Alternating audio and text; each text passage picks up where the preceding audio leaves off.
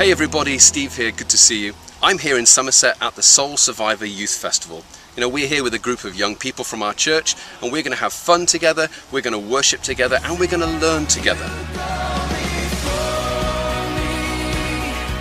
You know, whether the teaching is delivered in the big top behind me or during the seminars that's on during the days, that teaching is going to be really significant in the lives of everyone here, the young people and also the leaders like myself.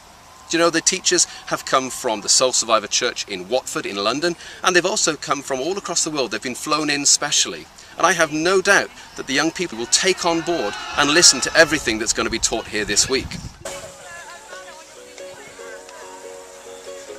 So why is it then that the teaching at a conference or a festival like Soul Survivor can often seem so profound? God can use these messages so clearly to speak to us. But when we compare it to the average message that we have on a Sunday back home from those familiar faces, maybe those look a little bit dull, boring, or even irrelevant to us. Is it true that God uses these special names more than he can use familiar faces? Well, you know, in Mark chapter 6, Jesus is speaking in his hometown of Nazareth. And what happens there is people see his miracles, and even after seeing his miracles, they reject him and say, "This is just Mary's boy, this is just the carpenter's son. Surely he can't be used by God, he lives down the street. We've watched him grow up."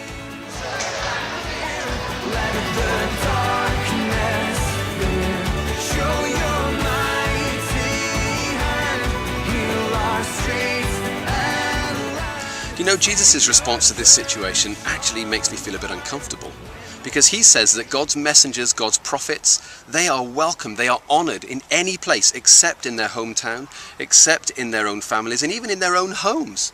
So Jesus was bringing a life-breathing message from God to these people, but they couldn't hear it because they were too familiar with Jesus himself. Their problem wasn't with the message, it was with the messenger. So what are we meant to conclude? Maybe it's best that we don't come to Christian festivals like this, or we don't listen to guest speakers. No, let's not do that. It's great to come and have these experiences, but maybe if we could increase our expectation for what God is going to say through the familiar faces on an average weekend in our church, maybe if we could do that, we might hear him more clearly and more regularly. You know, in the parable of the seeds, seed is scattered everywhere, different types of soil. It wasn't the seed, the message of God, that was at fault, but the condition of the soil dictated whether that seed grew. What that means is that we need to make sure that the condition of our hearts is receptive to God's word, whoever he chooses to speak through. If we can open our hearts to friends and family around us, I believe God will speak powerfully. Words of encouragement, words of knowledge, words of teaching. The support we need might just be in the regular Sundays and not just at these one-off events. God bless. We'll see you soon.